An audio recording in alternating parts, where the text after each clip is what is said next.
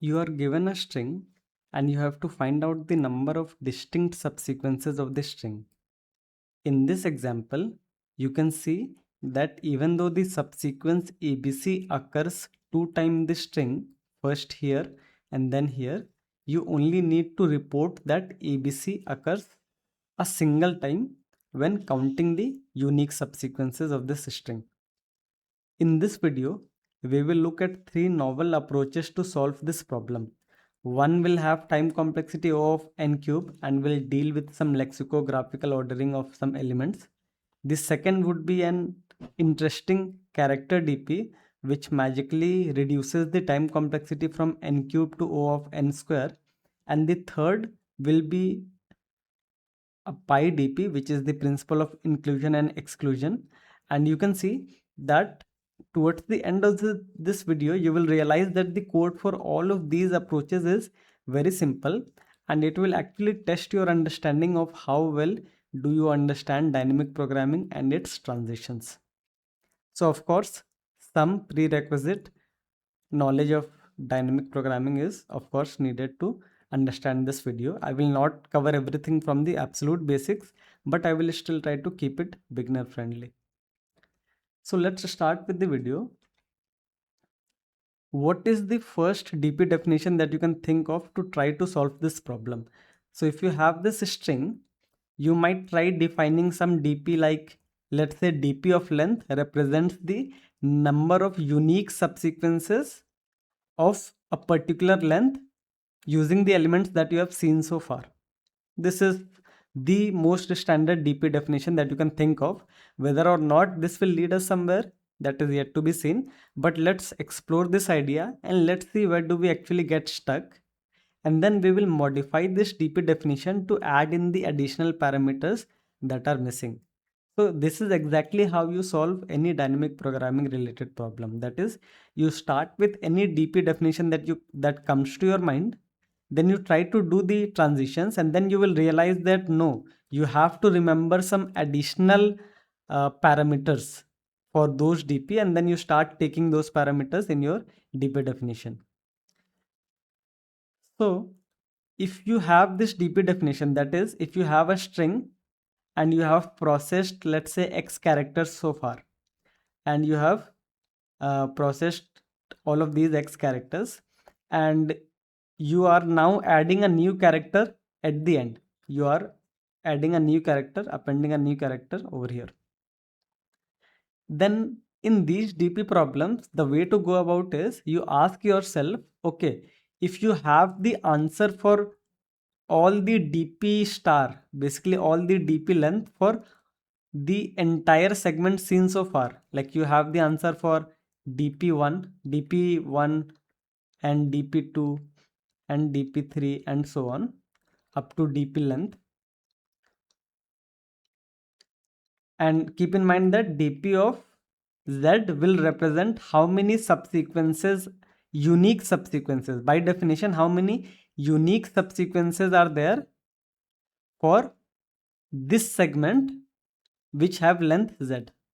And you can assume that they are unique. Don't worry about how it is storing the information for unique. Just assume that dpz contains all the unique subsequences of length z.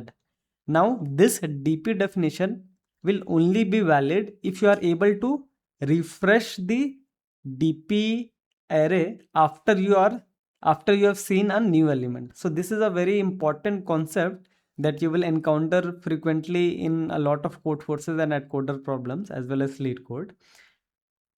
The idea of refreshing the DP table means that if you already have the correct answer for all the elements seen so far, you ask yourself the question, what if I see a new element? What if I append a new element at the end of the array?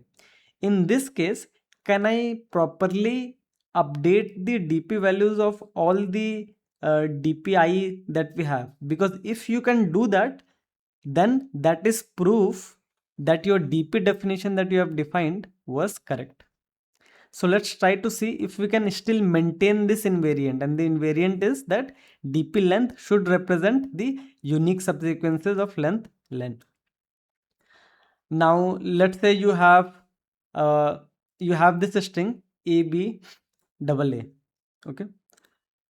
Then to refresh the DP array, you start with the original DP array that you are given. Like let's say this is the original DP array, and then you try to maintain a new DP array, which the notation of which we generally keep it as NDP. NDP represents the new DP array, and this means that what is the updated DP length for each length once you have seen this element. And this DP means the answer when you have not seen this element and you have only seen these elements so far. So for this NDP array, the incoming element that is arriving, right, you have two choices. You can either decide to take this element or you can decide to leave it. You can either take that element or you can leave it. Now let's see what happens if we decide to take this element. Or first let's see what happens if we decide to leave this element. Because if you decide to leave this element altogether, it means that it will not be present in any of your subsequence.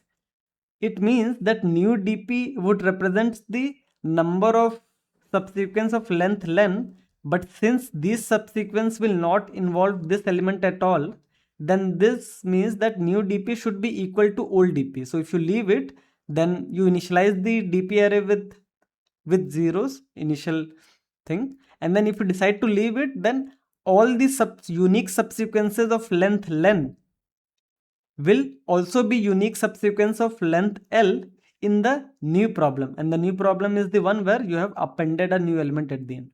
So that is why if you decide to leave, this will be the case. But if you decide to take this element,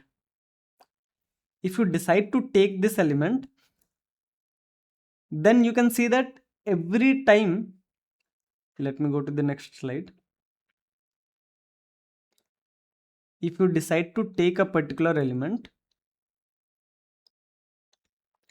and you have this DP array of like let's say length 1, length 2, length 3, length 4, 5, 6, 7, and you are now trying to insert an element, append an element over here. So since you are trying to append an element, of course, if you are taking this in your subsequence, this has to be the last element in your subsequence. It means that if you had a unique subsequence called x1, x2, x3, x4, suppose this was your unique subsequence, then in all of these subsequence, you can append the incoming element, this yellow box over here, and this will create a new subsequence, right? So that's why when you decide to take this element, you can see that for every old unique subsequence, you can append the element and then you will get a new unique subsequence of length L plus 1. So this is the transition. Now let's reason about whether this transition is correct or whether the invariant is still satisfied. Because remember that we have to make sure that you can assume that the old DP array will contain unique subsequence, but you have to prove to me that the new DP array, which is the NDP, that will also have unique subsequence. So let's see if that is indeed true. So let's take this example.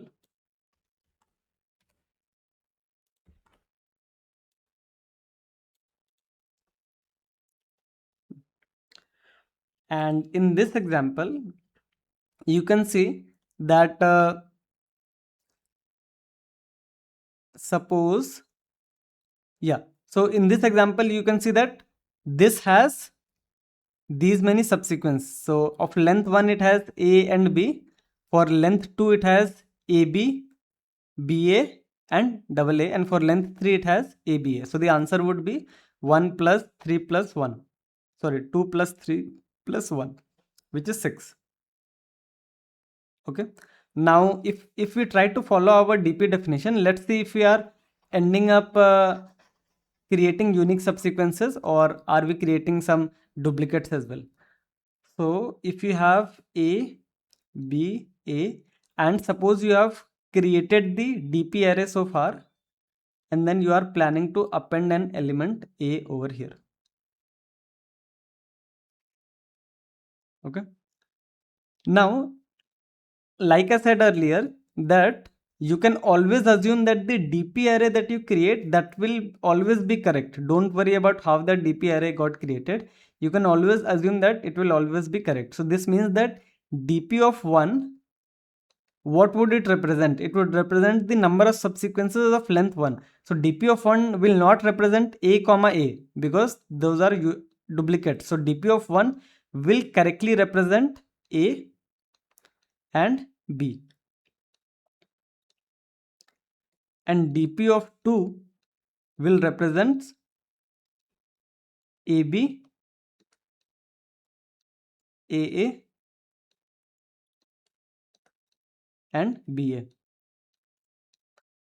And DP of 3 would represent ABA. Sorry, this actually has one more, which is AAA, that we missed. Anyway, now if you have this DP, and then if you try to do your transitions for the NDP, you will notice that if you do not take this element, then of course you have this entire set available to you, which is fine. But if you do decide to take this element, then we said that for every old DP, you append this element, incoming element, and then you will get a new entry in the result. But that is actually not correct. Why? Because if you try to take this old DP, which is unique, A and B are unique, and if you try to append A over here, actually, yeah. So if you take this and if you try to append A, then the subsequence that you will get is A comma A. But notice that A comma A was already unique. It was already counted beforehand, and now you are adding it again. So you are actually in fact creating the duplicates. So that is why this transition is not correct. So this means that just remembering the length of the subsequence that you have created so far is not sufficient. Maybe you need some additional parameters in your DP so that you can remember more things about the subsequence.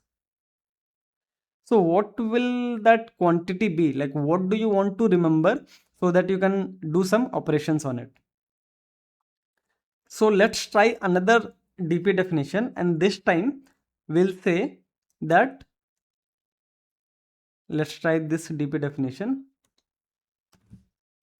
Previously we were just maintaining the length of the subsequence. Now let's maintain something like this: DP of length comma I represents the number of unique subsequence of length len that ends at index I. Now you might think that this new DP definition, this is not really doing anything much, because we are just storing the number of subsequence of length L that now ends at index I. But how will this help us avoid duplicates? So to figure that out, let's see when duplicates actually happen. So if you have a string, let's say this, if you consider this string ABAA, and if you have processed let's say 3 elements so far, then the subsequence that you have created is A, B, AB, BA, AA, and then ABA. So these 3 elements that you have processed. Now the incoming element is this one. So you can see that in what cases is it producing a duplicate? It is producing a duplicate if you attach it to A or to B, right? And then you can notice that what is special about attaching it to attaching it to this subsequence and creating duplicates versus attaching it to these subsequences and not creating duplicates. So you will realize that A, B, A, and this is the incoming element A. Okay. So the duplicates are being created because in the first round you had a choice to take A, you took that element. But in the second round you had the opportunity to take B, you ignored it. In the third round you had the opportunity to take A or leave it. So you must have made both the choices. So you must have included A comma A already in your set. But at the same time you must have also had an opportunity to leave this element altogether. This means that if you left this element and then you try to take this element, then this is as good as taking this element in your set. So this will for sure create a duplicate for you. This means that if the element that you are trying to append, if that element is labeled X, and let's say the last copy of X is over here, then my point is, if you did not take the last copy, so you are iterating from left to right. So the point being is that if you when you arrived at this element X, and if you decided to leave this element and then also leave all the elements in between, if you decide to leave all the elements in between, then when you try to come at this element X, then you should ideally also leave it, because if you wanted to take this element and create a unique subsequence, you would have already done it when you were standing at this element X, the last copy. Why? Because remember that by DP definition, when this element entered for the first time, you must have included all the subsequence that ends at this element and which is unique.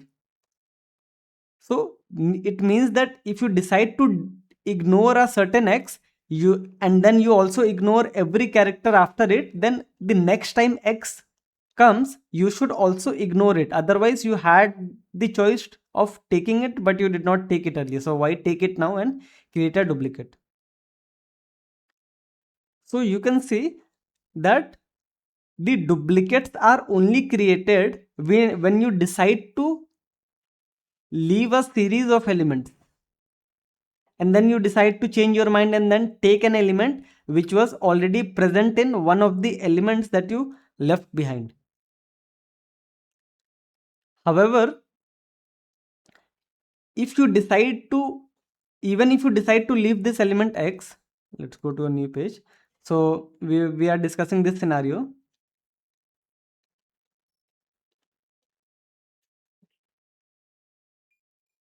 So we are discussing this scenario, and let's say X is present over here and X is present over here. Now when you are standing at this element X and you decide to take this element, or if you decide to leave this element, but then you decide to leave a certain set of element, and then you decide to take this element, whatever be it, let's say it is Y. So you decide to leave all of this and then you decide to take Y. In that case, taking this X or leaving this X will always create a unique subsequence. Why? Because this X and this X are not connected anymore. So this now shields this. So this Y shields this X. So this means that this is a unique subsequence and this is also a unique subsequence. So therefore you can realize that taking an element can never ever create a duplicate. So take a minute to convince yourself why this is true. So taking can never create duplicates, and duplicates are only created when you had the choice to take this element, but then you decided to be ignorant and then you decided to leave this, and then you suddenly changed your mind and then you decided to take the next copy and you left everything in between. So if you can now impose a rule, if you can impose an artificial rule that if you want to take an element, you have to take it at the first choice that you get. So this means that you impose a rule that you always have to take the subsequence with the first occurrence. So every element should be taken as earliest as possible. So if you impose this artificial rule, and that would mean that the subsequence that you create, that will be the lexicographically minimal subsequence. Why lexicographically minimal? Because if you have this array and the subsequence that you have created is this.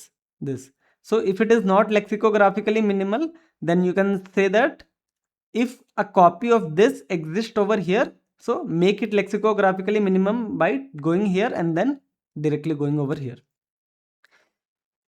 So now if I ask you to find out the number of lexicographically minimal subsequence, then you can see that lexicographically minimal meaning unique, because there can only be one lexicographically minimal subsequence. So all you have to do now is compute the number of unique lexicographically minimal subsequence. Now how you can do that? So you can see that if you have this string D, ABC and ABC, and then suppose you are doing the transitions and then you have looked at all the elements from here D to ABC, okay, and let's say this is the partition point, and in the DP array, of course we are now storing DP length comma j, like what is the length of the subsequence that you have created and what is the last element that you have taken. So why are we remembering the last element that we have taken? For that we already discussed that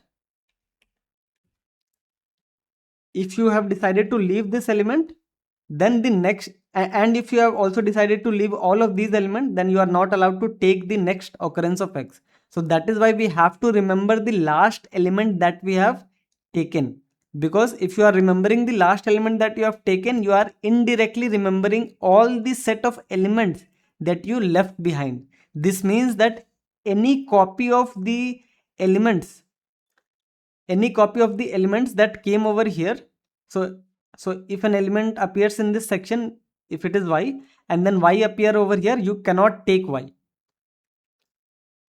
okay. So that is why we have to remember the last element as well as the length of the subsequence. Now let's see how to refresh the DP array as soon as you see a new element. So let's assume that this is the element that you are trying to append, and you have already computed all the DP length along with j for all the elements on the left hand side. Then the element that you are trying to append, you can either decide to leave this element or you can decide to take this element. But if you decide to leave this element, then it means that of course you can still create all the subsequences that you were able to create and they will still be unique. So that is why NDP of new DP of length ending at whatever element, that will not change. So that is why you initialize it with 0 and then you update it with the choice that you are deciding to leave it. But when are you allowed to take this element? You know that this element will definitely create a duplicate if the last element that you have taken is here and this element is here, and if you have left this set of elements, then this element should not be equal to any element from this set. So if you can just maintain the parent pointer, which is the last occurrence of this element, if this parent pointer is not in this set, if it is farther here, it means that you have not left this element beforehand. It means that now you are getting the first choice to make the lexicographically minimum choice. So you can either decide to take this element if this parents is on the left hand side of the last element that you had taken. So now you can see why we were forced to take an additional parameter in our DP, which is the number of subsequence of length L which ends at a certain character, which ends at a certain index j. Now what is this j helping us with? With this j we are able to figure out, have we dropped any copy of this element x in the past? Because if you have dropped any copy continuously, then we should drop this copy as well. But if we have not dropped any copy in this range, then we are allowed to take this element. So this is how you update this DP array. So the only problem now is how do you efficiently find the parent of I. Basically this means for each element X you want to find the nearest duplicate on the left hand side.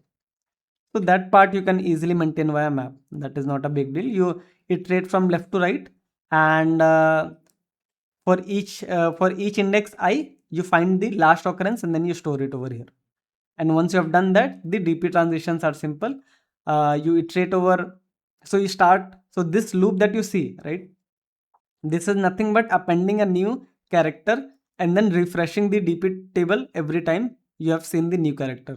And what we do, we iterate over all the unique subsequences, and then we either decide to leave that element. In that case, you initialize the NDP with DP, or you decide to take that element. But you can only take that element if you have not left that element in the segment that you have created so far. Like, so this is the last element that was taken, and this is the element that is being considered. So this element should not have been left, because if it had been left, then it means that this is subsequence that you will create will not be lexicographically minimal. Because if you really wanted to take this element, why didn't you take it over here when you had the choice?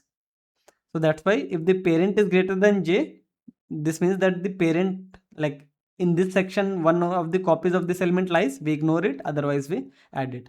So the time complexity would be, there are 3 for loops, so the time complexity is O of n cube. So this is a very interesting approach. You can see that just by adding an artificial constraint for the lexicographically minimal subsequence, we were able to solve the problem of duplicates.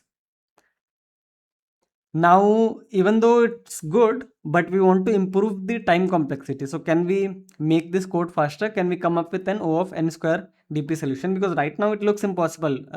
Right now it looks like that we have to remember the length, and we also have to remember the index of the last element that was chosen, so that we can figure out how many elements we have left in a series.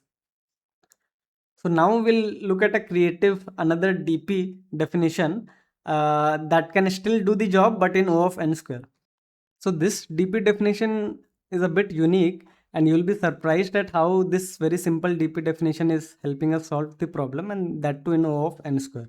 So let's define DP of length character as the number of unique subsequence of length L that ends at a particular character C. Then suppose you have already created the DP table, and you are now inserting a new element, and you want to ask what is the refreshed DP table. Then you can either decide to leave this element.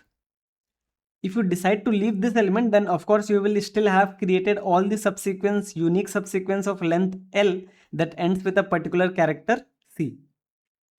So you do this, and DP of length star plus equals to DP of length star. All good so far. But now what if we decide to take this element? So if you decide to take this element, this means that this subsequence will now end at the character ch. Then you can take all the unique subsequence of length L, no matter what subsequence they were, no matter what character they were ending at, and then you can append ch over there, and then you will get a new subsequence of length L plus 1 that ends at ch. And this is enough to solve this problem. So you might wonder, like, how come we didn't worry about lexicographical ordering, and we didn't even talk about excluding a series of elements and whatnot, and then how come it's still solving this problem?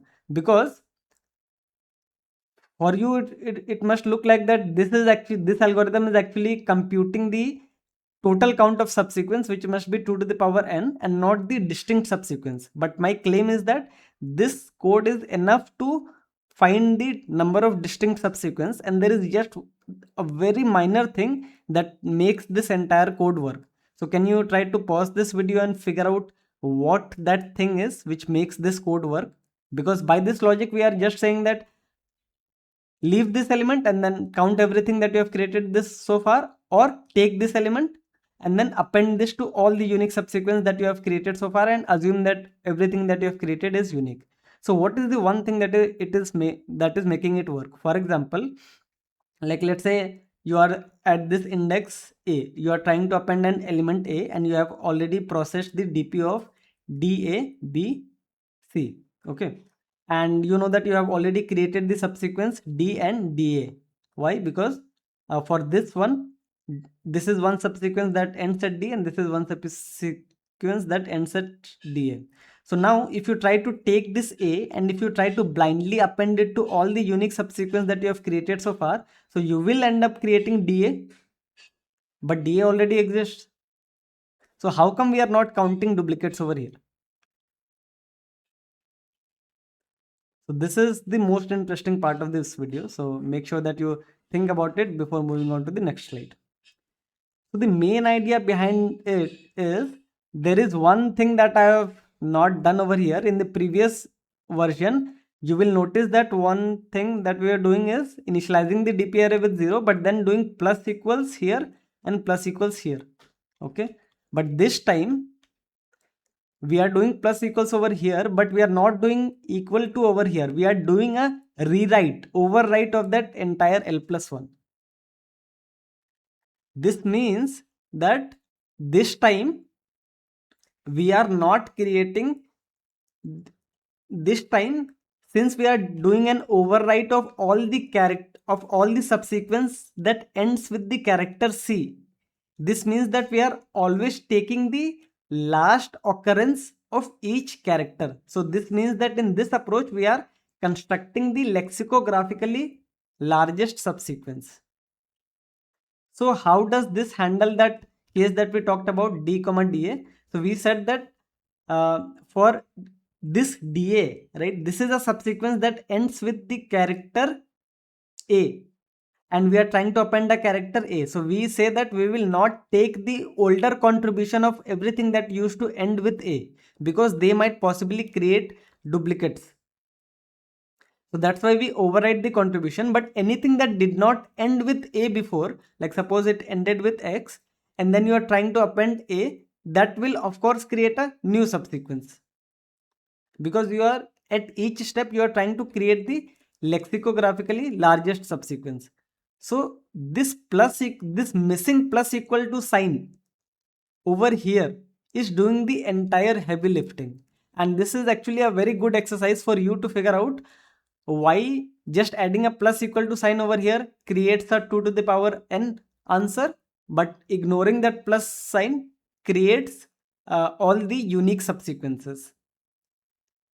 So I hope you can see that, because for each character C,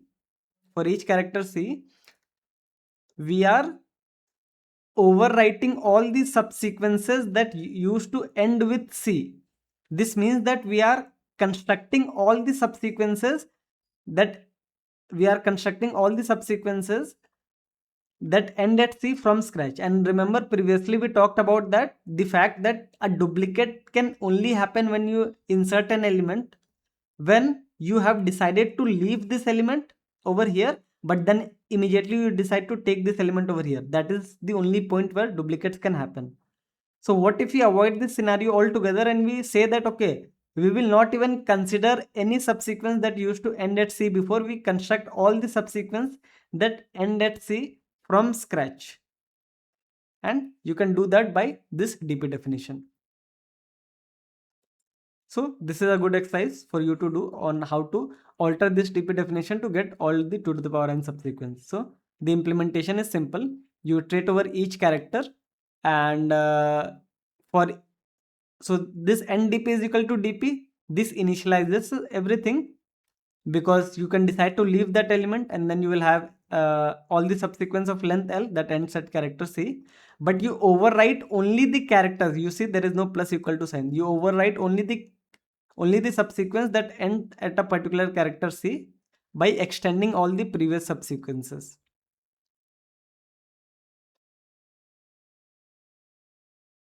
And then you can see that of course if you are introducing C for the first time, and even though C has been appeared over here earlier, but you want to construct the lexicographically largest subsequence, so you should overwrite it with the subsequence of length 1 ending with C is this one, right? You should not take contributions from L is equal to 0 and then extend it. You should overwrite everything that ends at C. So this is a very unique idea in the sense that it might be hard to come up with, but this type of DP is pretty common. Like instead of dealing with indices, because indices will go up to O of n into n, right? If you have two parameters, but now if you have characters, that can only go into O of n into 26. So this is a very good exercise, and you can see that the time complexity is O of n square. So, okay, so far so good. Now let's talk about the last part of the video. And remember earlier I told you that there is no way apart from maintaining two things in the DP array, right? One is the length and one is the last index that you have chosen, so that you can figure out whether you have taken its parent or decided to leave all the elements in between. But then we saw a different way where even if you don't remember the last index that is chosen, but if you at least remember the last character that is chosen, that should still do the job. Yeah, here we are remembering the last character that was chosen, and that was as good as remembering the last index that was chosen. But what if I told you that this problem can also be solved via dynamic programming even if you don't remember the last index or the last character? So that seems almost impossible, but now we'll look at inclusion exclusion DP, where we define DP as, let's say, DP of length is equal to the number of distinct subsequences of length L, and that's it. And this I prefix is not the uh, element ending at AI. This is basically saying that you have seen the first ith element. Nothing fancy there. I mean, we have using that concept. We have been using that concept here as well. Like when we are refreshing the DP table, it means that you are now seeing the I plus 1th element. Okay. So in this concept, you will see that for this DP of I length, first of all, it seems very difficult to update this DP. But let's see when are duplicates actually created. So if you have constructed, and we'll now still go back to the original lexicographically minimal subsequence that we are trying to create. So suppose this is X, you are trying to append X over here. And let's say the last occurrence of X is over here.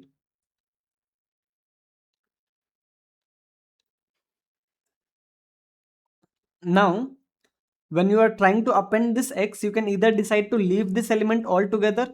So if you decide to leave this element altogether, then all the subsequence that you have created so far with this smaller prefix of whatever length, they will still be valid. But if you decide to take this element, then you can take any subsequence of length L that you have created so far and then append X to it. So you can do L plus 1. You can get that answer. But we have seen that blindly appending an element might create duplicates. And when is the case? The case is when you decided to leave this X but decided to take this X. In this case, it will definitely create a duplicate, because if you leave this, you also have to leave this. You have to make a choice right now when you were at this X, not at this X. But if you have taken this X, you are free to do anything with it. If you have taken this X, so X comma X is valid, X comma nothing is also valid. Like you can decide to leave this as well.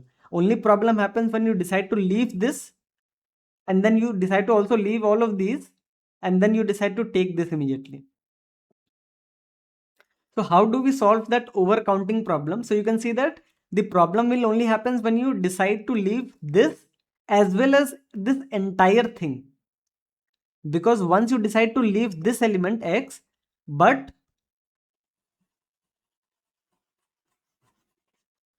let me make it a bit more clear. You have X over here, you have X over here, and we have concluded that duplicates can only happen if you leave this and leave this entire thing, but take this. This is the only possibility for duplicate. If you deviate any further, like if you do something like this, you decide to leave this,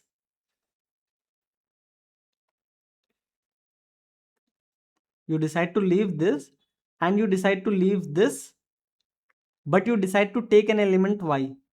But now you will see that now you are allowed to take this x, because this x is the first occurrence after taking y. So this will not really produce a duplicate.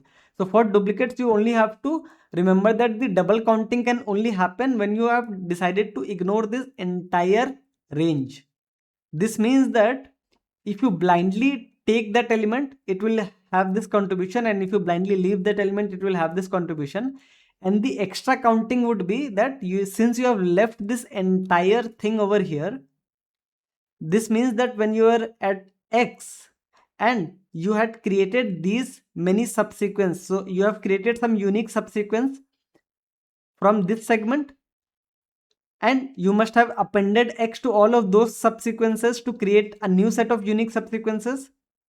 But now you'll do the same thing for this set and this x, but those are equal, because those will create equal subsequence, because both of them take something from the left half and append x.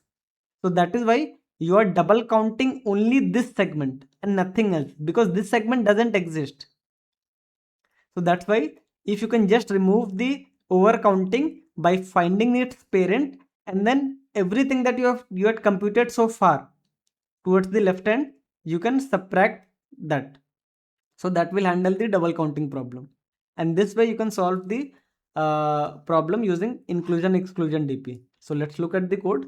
You simply iterate over everything and you decide to either take the last element. See, taking can never ever produce duplicate. That is the main thing that makes this entire problem work. Taking an element can never produce duplicate. Sorry, my bad. You can take this element.